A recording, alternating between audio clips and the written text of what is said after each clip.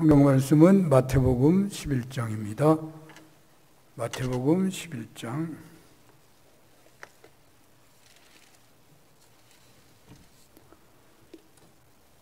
마태복음 11장 25절에서 30절까지 봉독하겠습니다. 11장 25절에서 30절. 그때 예수께서 대답하여 이르시되 천지의 주제이신 아버지여, 이것을 지혜롭고 슬기 있는 자들에게는 숨기시고 어린 아이들에게는 나타내심을 감사하나이다. 옳소이다. 이렇게 된 것이 아버지의 뜻이니이다. 내 아버지께서 모든 것을 내게 주셨으니 아버지 외에는 아들을 아는 자가 없고 아들과 또 아들의 소원대로 계시를 받는 자 외에는 아버지를 아는 자가 없느니라. 수고하고 무거운 짐진 자들아, 다 내게로 오라. 내가 너희를 쉬게 하리라. 나는 마음이 온유하고 겸손하니 나의 멍에를 메고 내게 배우라. 그리하면 너희 마음이 쉼을 얻으리니 이는 내 멍에는 쉽고 내 짐은 가벼움이라 하시니라. 아멘. 마태복음 11장 25절에서 30절 본문을 가지고 수고하고 무거운 짐진 자들아 라는 제목으로 주님의 말씀을 증언하겠습니다. 입추와 말복이 지나서인지 아침 저녁으로 좀 선선하다 하는 약간의 선선함이 느껴지고 가을이 이제 곧 오는가 하는 상상을 해봅니다. 빨리 찜통 더위가 지났으면 하는 바람이 이런 상상을 하게 만드는 것 같습니다. 가을은 봄과 함께 사람들이 다 좋아하는 계절이죠. 여행 가기 좋은 계절. 그런데 또 하나 특별한 것이 있는데 그것은 초대장이 좀 많이 온다라는 것이죠. 근데 초대장이 반가운 경우도 있지만 언제나 반가운 것만은 아닌 것 같습니다. 알고 지내는 사이면 좀 괜찮은데 잘 모르고 있는 경우에도 무슨 같은 동네 혹은 목회자로 한다면 노예가 같기 때문에 그렇게 초대하는 경우가 있는데 그런 경우는 좀 그 초대장이 좀 마음이 무겁죠. 그래서 초대자와의 관계를 생각하면서 초대장을 받았는데도 안 가는 경우도 상당하죠. 저에게는 어린 시절에 아주 거부할 수 없는 그런 초대장을 받은 적이 있습니다. 물론 이것이 초대장이냐라고 할 수 있을까 할지 모르지만 제가 초등학교 5학년 때로 기억합니다. 그때 저는 서울 성동구 옥수동에 살았었는데 그 동네에는 큰 공터가 하나 있었습니다. 매봉산 자락인데요. 아이들은 그 공터에서 자치기도 하고 총싸움도 하고 칼싸움도 하고 태권도도 하고 연날리기도 하고 여름에는 물장난도 해요. 물을 막아가지고 터뜨렸는데 뒤에서 막은 사람이 안 터지고 그 물이 위까지 올라오면 이기는 거예요. 그럼 물싸움 아세요? 물장난도 하고 말이죠. 또 겨울에는 불장난을 하는 거예요. 막 깡통 갖고 돌리고 말이죠. 그런데 가을쯤 됐는데 어느 날 한 번도 보지 못한 어떤 여자 선생님 몇 분이 누님 같은 여자 선생님들이 몇 분이 와가지고 옛날 얘기를 해주는 거예요. 그러니까 아이들이 다 모이는 거죠. 사탕도 주고 막 하니까 모여가지고 이 동네 골짜기에 천막을 하나 쳐놨는데 그곳에 교회가 생겼다는 거예요. 그래서 그 교회에 꼭 일요일 날 오라고 그러면서 조그만 책을 하나씩 줘요. 어렸을 때 그 책이 얼마나 좋았는지 저는 그 초청을 받았을 때 그 여자 선생님 몇 분 중에 저에게 말을 걸어오셨던 그분, 저는 그분이 나 혼자만 좋아하는 것 같았고 어루만져 주고 사탕 주고 재미있는 이야기 해주고 또 그렇게 예쁜 책도 주고 그때 그 순간이 얼마나 좋았고 좋았는지 저는 그 초청을 거절할 수가 없었습니다. 저희 어머님이 얼마나 무서웠는지 교회 가는 거는 절대로 금하고 있었거든요. 저희 어렸을 때 다는 아니겠지만 어머님이 되게 무서웠어요. 한번 때리면 뭐 그냥 사정없이 때리세요. 옛날에 목욕탕도 못 가고 집에서 목욕하잖아요. 이런 다락에다가 앉혀놓고 목욕을 시키는데 때가 안 벗겨지잖아요. 그냥 물을 불려야 되는데 뜨거운데 들어가려고 해요. 안 들어가면 두드러 패고 또 물이 불려야 되니까 막 얼마나 맞으면서 사는지 몰라요.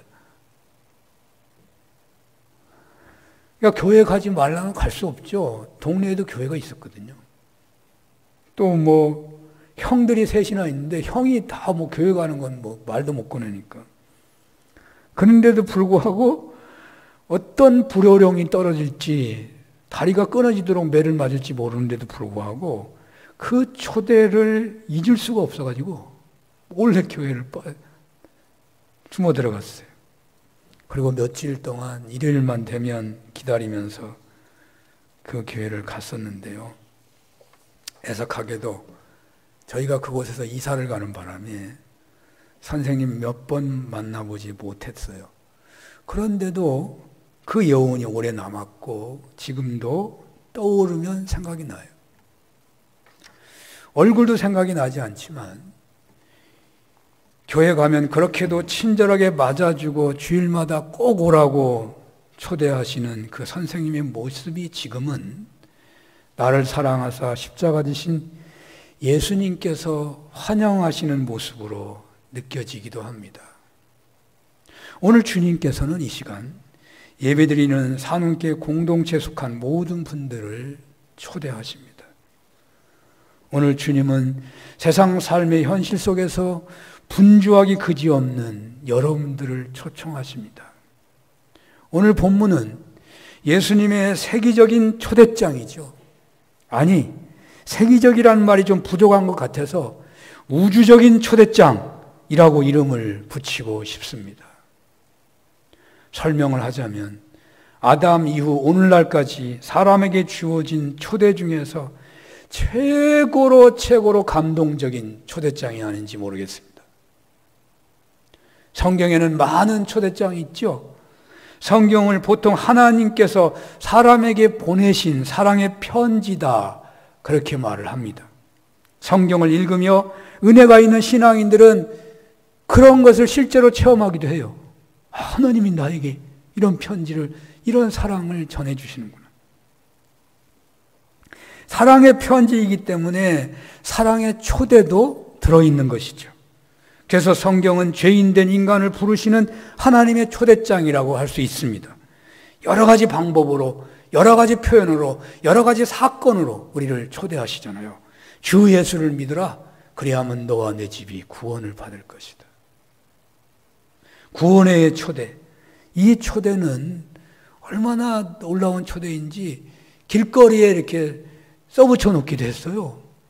옛날에는 버스 정류장에 이런 글자가 많이 있었어요. 주 예수를 믿으라. 그리하면 너와 내 집이 구원을 얻을 것이라. 그런데 어찌 보면 이것은 좀 명령형이잖아요. 주 예수를 믿어라. 그래서 믿지 않은 사람들에게는 이게 거부감이 될 수도 있어요. 나를 따라오너라. 내가 너희를 사랑 남는 어부가 되게 하리라. 얼마나 대단한 초대입니까? 감동적인 초대입니다. 주님을 따르는 제자들에게는 자신의 전 재산을 포기하고 가족 공동체를 떠나서 따라가게 만든 능력 있는 초대였습니다. 구약 성경에도요, 하나님의 초대가 많이 있어요. 아담아, 아담아, 네가 어디 있느냐? 하나님은 아담을 부르시잖아요. 하나님의 사랑의 초대였지만 죄로 인해서 부끄러워 숨었다고 했습니다. 죄 있는 자는 차마 나설 수가 없는 초대. 모세야, 모세야, 그곳은 거룩한 땅이니 가까이 하지 말아라. 네 발에서 신을 벗어라. 이 초대에 모세가 하나님 배웠기를 두려워해서 얼굴을 가렸다고 했어요. 이 모세의 초대도 아무나 받을 수 없는 초대인 것이죠. 광야 40년을 거친 후에야 받은 초대예요. 깨지고 깨져가지고 자기가 완전히 깨어져서 부서진 다음에 모세는 하나님의 초대를 받고 있는 것입니다. 그런데 오늘 본문은 이렇게 초대합니다. 수고하고 무거운 짐진 자들아 다 내게로 오라. 내가 너희를 쉬게 하리라. 이 초대는요, 너무너무너무 감동적인 초대입니다. 이 초청에는요, 제자들을 부를 때와 같은 어떤 제한이 없습니다. 사람 낚는 어부가 되게 하겠다는 조건이 없습니다.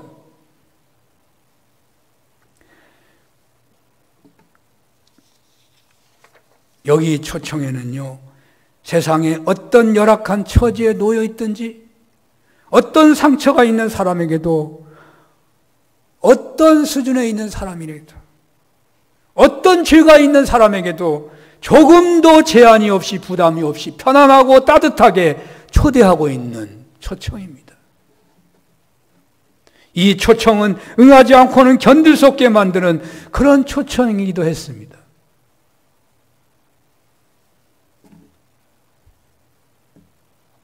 오늘 초대의 말씀을 이 앞의 말씀과 연결해 보면 그렇다는 거예요. 앞의 말씀과 연결해 보면은 이 말씀을 듣는 사람들은 결코 피하기 어려운 초대라고도 할 수 있습니다. 주님께서는 완악하여 끝까지 회개하지 않은 자들에게 주어지게 되는 화가 소돔과 고모라보다 극심할 것이라고 심판하시고 그 분위기에서 천국을 초대하고 계신 거거든요. 사실 지옥이 없고 천국만 있다면 뭐 그렇게 천국의 사람이 되고자 두렵고 떨림으로 살지 않을 것입니다. 그러나 영원한 형벌을 받게 되는 지옥이 있기 때문에 어떤 희생을 치르는 과정이 있다고 하더라도 그것을 다 통과해서라도 천국 백성이 되고자 하는 것입니다. 주님께서는 회개하지 않는 자들에 대해서 심판을 선언하셔서 그 말씀을 듣는 자들로 하여금 우리가 도대체 어찌해야 하는 것인가? 그런 분위기를 만드시고 그런 긴장감을 주시고 구원에 대해서 갈급한 마음을 갖게 하신 후에 이 초대를 하고 계시는 거예요.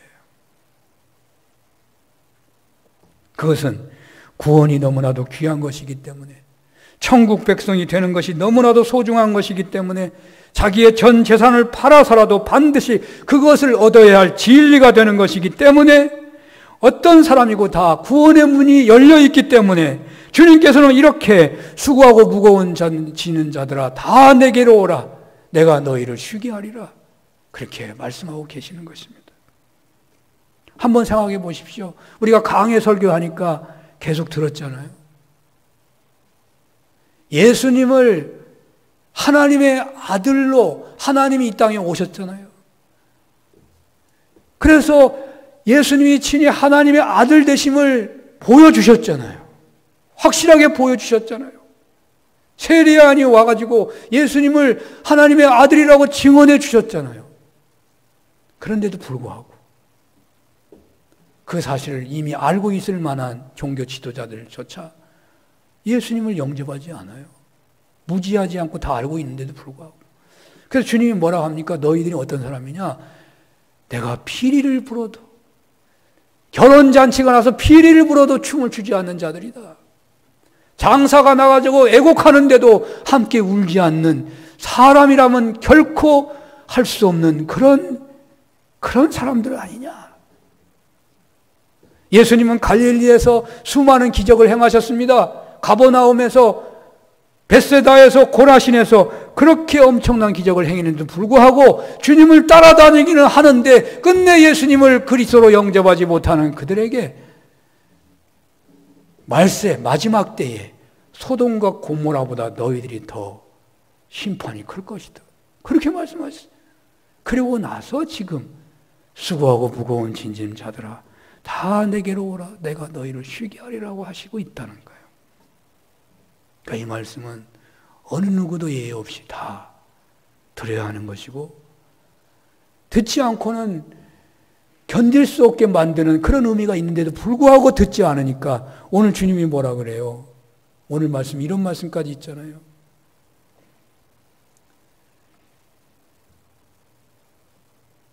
천지의 주제이신 아버지여, 이것을 지혜롭고 슬기 있는 자들에게는 숨기시고 어린아이에게 나타내심을 감사합니다. 그래, 이런 말까지 있어요. 이렇게 된 것이 아버지 뜻입니다. 그냥 어린아이와 같이 그냥 받아들이는 사람. 자, 오늘 본문의 수고하고 무거운 짐이라고 한 것은 본문에서 본다면 율법의 정죄로 무거운 짐을 지고 사는 민중들을 말합니다. 난치병에 걸려서 살아있지만 죽은 자처럼 살아가고 있는 사람들, 소경, 나환 자, 가난한 자, 여자, 어린이, 세상에서 당하고만 살았던 사람들, 바로 그 민중들이 부름의 중심이었습니다. 그 부름에는 조금도 차별이 없는 것을 듣는 사람들이 감지할 수 있게끔 그렇게 부르시고 계시는 거거든요.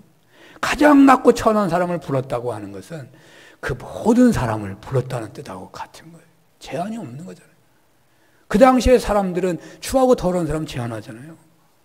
오늘날에는 어떤 것을 제한합니까? 오늘날에는 공부를 얼마나 했느냐, 노래를 잘하느냐, 피아노를 칠 줄 아느냐, 영어 회화가 어느 정도냐, 운전을 하느냐, 건강하냐, 이런 것이 다 제한이잖아요. 그러나 여기 주님은 세상의 부름에 대한 어떤 제한도 없으십니다. 병이 있어도 가난해도 세상에서 천대받아도 아무런 제한이 없이, 세상에 권력이 있어도 아무 제한이 없이 수고하고 무거운 짐 진다더라 다 내게로 오라 라고 부르시고 계십니다. 혹 육체적으로 힘들게 살고 있으신 분이 계십니까? 정신적으로 아프신 분이 계십니까?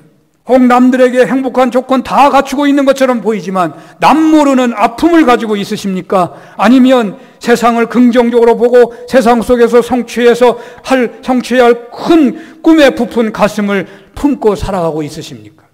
매일 행복을 노래하면서 매일 성실을 노래하면서 인간 승리의 그 길을 걷고 있다고 생각하십니까? 오늘 주님은 실패했거나 침체했거나 성공했다고 의기양양하고 있거나 모두를 다 수고하고 무거운 짐진 자들아 라고 부르시고 계시는 것입니다. 현실이 좋아지고 있던, 세상을 긍정적으로 살던 부정적으로 살던 사람에게는 다 목마름이 있기 때문입니다. 생수 한 통을 가져다 놓아도 그 목마름은, 그 시원함은 먹을 때뿐인 거예요. 조금 있으면 또 목말라요. 육체적인 향락을 위하여 돈을 물쓰듯 한다 해도 그 갈증은 마치 소금물을 먹은 것처럼 더한 갈증을 가져다 줄 뿐입니다. 우리 인생은 다 근본적으로 세상에서 편안하든 힘들든 다 수고하고 무거운 짐을 지고 사는 사람들입니다.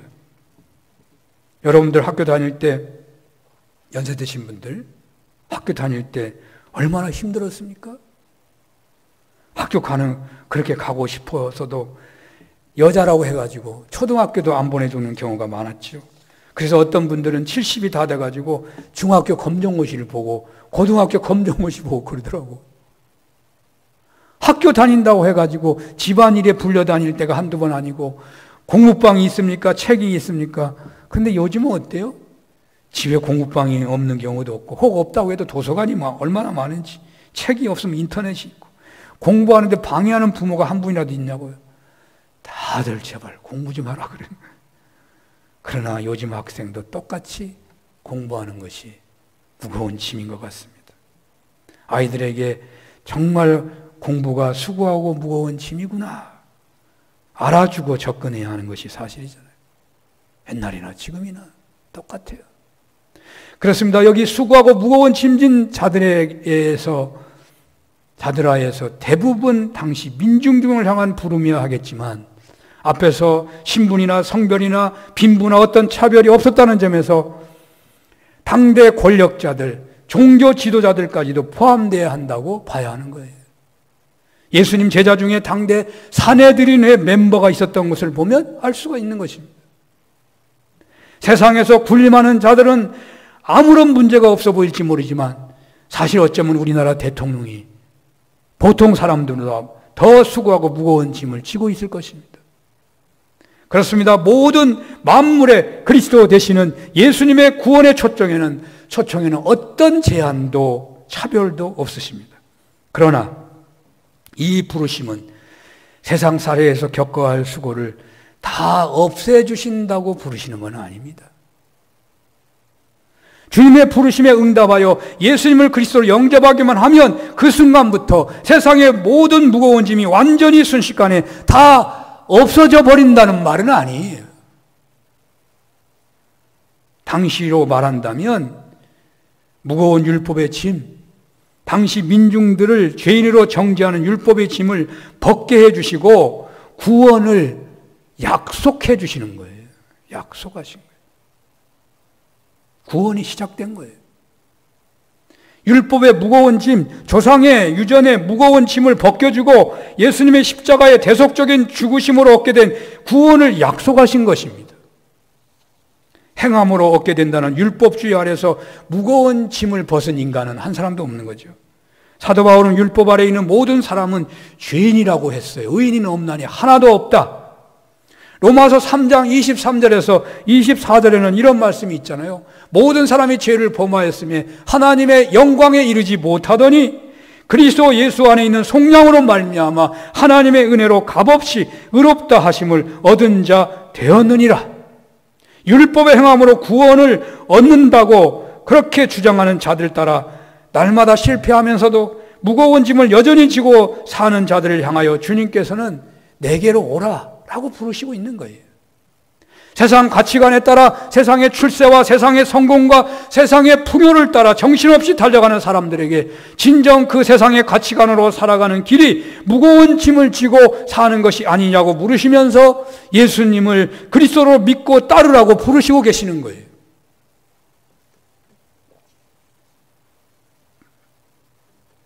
세상의 가치관으로 살아가는 거기에 영원한 것이 있는 것입니까?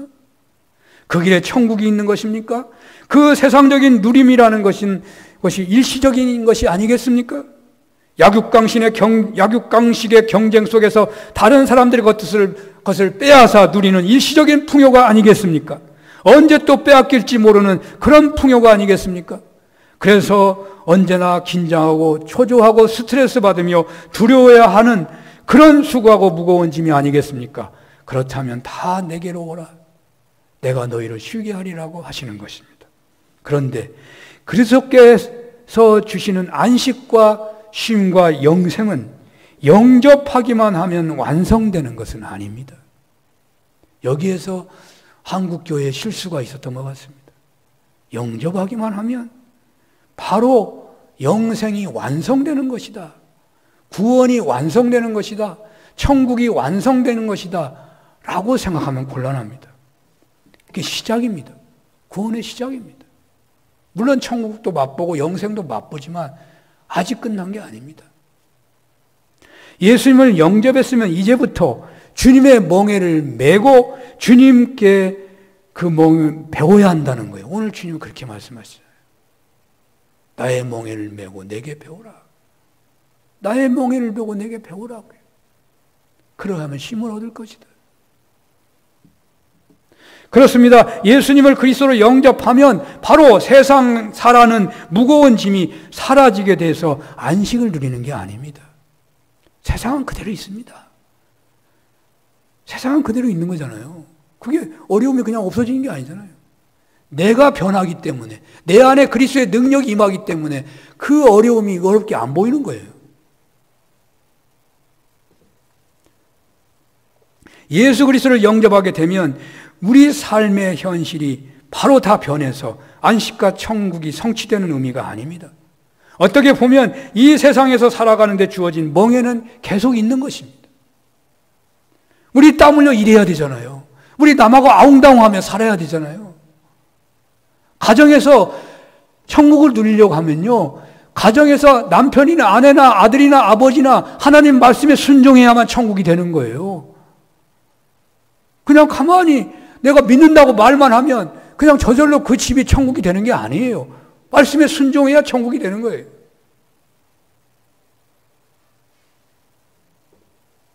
예수님을 그리스도로 믿고 영접하게 되면 세상 멍에에서 세상 멍에를 지고 살다가 이제는 예수님의 멍에를 지게 되는 거예요.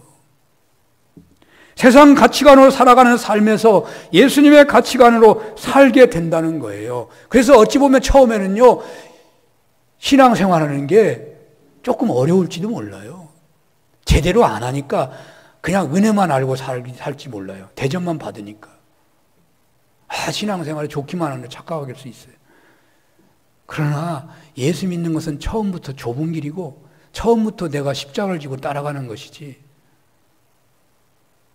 처음 믿으면요, 옛날 신앙생활, 옛날에 사회생활 하다가 신앙생활 하려면 당장 주의를 지키기부터 힘들잖아요. 세상에서 하던 일 안 해야 되니까 그 유혹하는 그 현장에 안 가려면 힘들잖아요. 사람들이 저 사람 좀 이상해졌다 하고 욕하고 비난하는 거 들어야 되니까 힘들잖아요. 처음 믿으면 신앙생활이 그 점에서 멍해가 되는 거죠. 세상 가치관으로 살아가면 세상이 주는 열매가 없겠지만, 그러나 우리가 예수님을 그리스도로 믿고 영접하면, 예수님의 가치관으로 살게 되면 생명을 얻고 더 풍성하게 얻는다고 말씀하셔요. 요한복음 10장 10절을 아시죠? 도둑이 오는 것은 도둑질하고 죽이고 멸망시키려는 것뿐이요, 내가 온 것은 양으로 생명을 얻게 하고 더 풍성하게 얻게 하려는 것이라 라고 말씀하셨습니다. 예수님은 공중권세자면 사단을 도둑으로 표현하신 것 같아요. 예수님보다 먼저 온 자들 도둑이라고 하신 것인데, 예수님보다 먼저 와서 메시아라고 역할하고 하는 모든 사상이나 철학이나 어떤 사람이나 다 도둑일 뿐이라는 것입니다. 예수님을 그리스도로 믿고 영접하였으면 이제는 예수님의 멍에를 매야 하는 것입니다. 오늘날 우리가 예수님을 믿는다 하면서도 여전히 세상살이가 힘든 분들이 계실지 모르겠습니다. 예수님을 믿는다고 하는데 왜 생명을 얻고 더 풍성하게 얻지 못하는 것일까요? 왜 세상살이가 여전히 힘들기만 하는 것입니까? 이 시간 주님의 사랑의 초대장을 들고 있는 여러분들, 한번 자신들의 신앙을 자신들의 신앙의 현실을 성찰해 보면 좋겠습니다. 사랑하는 여러분, 지금 신앙생활에 행복하십니까? 신앙생활로 인하여 매사에 새 힘을 얻고 있으십니까? 신앙생활로 인하여 미래가 안심이 되십니까? 신앙생활로 인하여 가정이 행복하십니까? 신앙생활로 인하여 자녀들을 향한 염려가 져가지고 기대감이 높아지고 있으십니까? 아니면 신앙생활이 힘이 드십니까? 신앙생활을 하는 것이 사회생활도 힘들고 신앙생활 자체도 힘들게 만든다는 그런 생각하는, 신앙생활이 무거운 짐이 되신 경우는 없으십니까? 여기에 부정적인 생각이 있다면, 예수님을 그리스도로 믿고 영접을 했으나 예수님의 멍에를 매지 않고 여전히 옛날에 세상의 멍에를 메고 살고 있는지 모르겠습니다. 신앙생활 하는데도 여전히 무겁게 산다면, 내가 예수를 영접했는데도 불구하고 세상에 옛날에 살고 있는 그 습관을 그대로 가지고 산다면 살고 있기 때문은 아닌지 모르겠다고 말해요. 분명 예수님은 내 멍에는 쉽고 내 짐은 가볍다고 하셨습니다.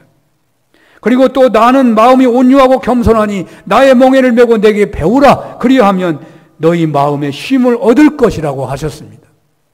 여기 쉼은 단순한 쉼만이 아니라 안식과 평안과 천국을 말하는 것입니다. 그렇습니다. 왜 우리가 예수를 믿는다고 하는데 신앙생활이 힘든 경우가 있는 것입니까? 예수를 믿는다고 하는데 예수 믿는 그 신앙 때문에 우리가 이 어려운 세상에서 어떤 하나님의 도우심이나 인도하심이나 보호하심을 체험하지 못하고 살고 있는 것이 되는 것이겠습니까? 왜 우리가 예수를 믿는다고 하면서도 항상 기뻐하지도, 범사에 감사하지도, 항상 기도하지도 못하는 것입니까? 베드로 후서 2장 22절 이런 말씀이 있습니다. 참된 속담에 이르기를 개가 그 토하였던 것에 돌아가고 돼지가 씻었다가 더러운 구덩이에 도로 누웠다 하는 말이 그들에게 응하였도다. 이런 말씀처럼 죄악의 악순환, 미련함의 악순환을 거듭하며 살아가야 하는 것이겠습니까? 오늘 주님께서는 예수님을 그리스도로 믿고 영접할 뿐만 아니라 주님의 멍에를 메고 주님께 배워야 한다고 말씀하십니다. 무슨 말씀이시겠습니까? 쉽게 말씀을 드린다면 주님의 멍에를 매라는 것은 자신이 스스로 주인이라는 것을 부인하고 자기 십자가를 지고 주님을 따르라는 말입니다. 예수님의 말씀을 지키면서 주님과 동행하라는 말입니다. 율법의 멍에는 무겁습니다마는 예수님의 가르침의 멍에는 가볍습니다. 물론 멍에이기 때문에 무거울 것이겠죠. 그런데 왜 가볍다고 하시냐면 예수님이 같이 메워주시기 때문에 가볍다는 거예요. 예수님 당시에 멍에를 메는 소들은요, 결의소였습니다. 다 그 시대는요, 다 결의소예요. 멍에 하나를 소 2마리가 맸다니까요. 그래서 내 멍에를 매라는 말은요, 같이 멍에 매자 그 말이에요. 그 말이 그 속에 들어있는 거예요. 여기 주님께서 하시는 말씀은 결의소가 한 멍에를 같이 매는 것처럼 주님께서는 우리가 주님 가르치심에 순종하는 멍에를 매면 바로 함께 매어주신다는 말씀이에요. 그래서 그 멍에가 가볍다는 거예요. 그래서 그 멍에가 주님을 배우는 것이 된다는 거예요. 같이 걸어가는데 매우 배우게 되는 거죠. 같이 어떤 일을 함께 하는데 배움이 되는 것이죠. 같이 어려움을 해결해 내는데 주님을 배우게 되는 것이죠. 사랑하는 여러분, 예수 믿는다는 것은 머리로 이해하고 그 이해하는 것을 따르는 것만이 신앙의 전부가 아닙니다. 신앙 생활은 로마 그리스 철학처럼 내가 이해해야만 되고 내가 행해야만 된다, 내가 해야만 한다 생각하면 곤란합니다. 그런 측면이 있죠. 그러나 여러분들, 연세가 많으신 분들, 정말 일자무식인 사람도 예수 잘 믿을 수 있습니다. 잘 몰라도 잘 믿을 수 있습니다. 그런 사람이 순교자가 될 수도 있습니다. 신앙생활이란 예수님이 우리 안에 거하시는 것을 말하는 것입니다. 예수님 우리 안에 거하시는 거예요. 그런데 머리로만 생각한다면 주님이 우리 안에 거하시는 것 절대로 받아들일 수가 없습니다. 어떻게 하나님 우리 안에 거하시냐고. 어떻게 거하셔요? 머리로 믿는 사람은 안 된다니까, 오히려. 여기 본문처럼 예수님을 그리스도로 믿고 영접하고 그래서 자연스럽게 예수님의 가르침에 순종하게 되면 예수님과 함께 멍에를 매게 되기 때문에 예수님께서 공생애 중에 평안을 누리셨던 것처럼, 예수님이 공생애 중에 기적을 일으켰었던 것처럼, 예수님이 공생애 중에 사랑을 베풀어 주셨던 것처럼, 낮아져서 친히 발을 닦아주셨던 것처럼 그런 예수님의 삶의 은혜를 배우게 되고 누리게 되고 행하게 된다는 것입니다. 계시록 3장 20절을 한번 볼까요? 볼지어다 내가 문 밖에 서서 두드리노니 누구든지 내 음성을 듣고 문을 열면 내가 그에게로 들어가 그와 더불어 먹고 그는 나와 더불어 먹으리라. 신앙생활을 어떻게 표현하고 있어요? 회개하는 걸 말하는 거 이거요. 회개하면 우리가 주님 앞에 주님이 우리한테 들어온대요. 문을 열면 주님이 우리에게 들어와 가지고 우리가 먹고 그리고 그는 주님과 함께 더불어 먹으면서 같이 사는, 신앙생활이 같이 먹는 거라고 말하고 있다니까요. 옛날에는 먹는 것이 중요했잖아요. 신앙생활이 주님과 함께 먹는 생활이에요. 신앙생활이란 하나님과 함께 사는 삶을 말합니다. 그러므로 우리는 이 시간에 생각해 봐야 합니다. 여러분들은 진정 주님께서 여러분들의 직장생활 현장에 계시는 것을 원하시는 것입니까? 혼자 TV를 보고 있을 때에 함께 계시기를 원하십니까? 여러분들이 연인과 여행을 하고 있을 때에, 가족들과 상속 문제로 다툴 때에, 이웃과 분쟁하고 있을 때 주님이 그 현장에 계시기를 원하십니까? 왜냐하면 우리는 주님께서 늘 함께 해주시기를 기도하지만 실상은 주님이 함께 하시면 곤란하다고 말하는 경우가 종종 있을 것입니다. 사랑하는 여러분, 예수님을 그리스도로 믿고 영접하였으면 이제 자신을 부인하고 자신이 지어야 할 십자가를 지고 주님 따르는 멍에를 지시기를 바랍니다. 주님의 말씀에 순종하는 멍에를 메고 주님과 함께 동행하는 은혜, 주님과 더불어 먹고 마시는 은혜를 누리시기를 축원합니다. 그리하여 신앙생활을 통하여 언제나 생명을 얻되 더 풍성히 얻으시며 천국을 누리며 주님 닮아가는 복된 신앙생활 다 되시기를 축원합니다. 오늘 8.15 강복 76주년입니다. 강복의 축복이 평화통일의 축복이 되기를 소원하는 날이기도 합니다. 남과 북이, 미국과 중국이 극한 대립을 하고 있는 이때에 누가 평화통일을 위해 노래하며 기도하며 쓰임받을 수 있겠습니까? 주님께서는 팔복에서 화평케 하는 자는 하나님의 자녀가 된다고 하는 복을 약속해 주셨습니다. 그러므로 오늘 우리가 이 팔복의 말씀 중에 화평케 하는 자가 되라는 그 말씀의 멍에를 메고 주님을 따랐으면 좋겠습니다. 교회에서, 가정에서, 나라에서 화평의 도구로 세워지는 중에 남과 북의 평화 통일에도 쓰임받는 산흥교회, 한국교회가 되기를 간절히 소원합니다. 이런 은혜가 있으시기를 축원합니다. 기도하겠습니다. 주님과 함께 멍에를 메고 주님과 동행하는 중에 세상 어떤 현실에서도 안식과 천국 누리게 하옵소서. 예수님 이름으로 기도합니다. 아멘.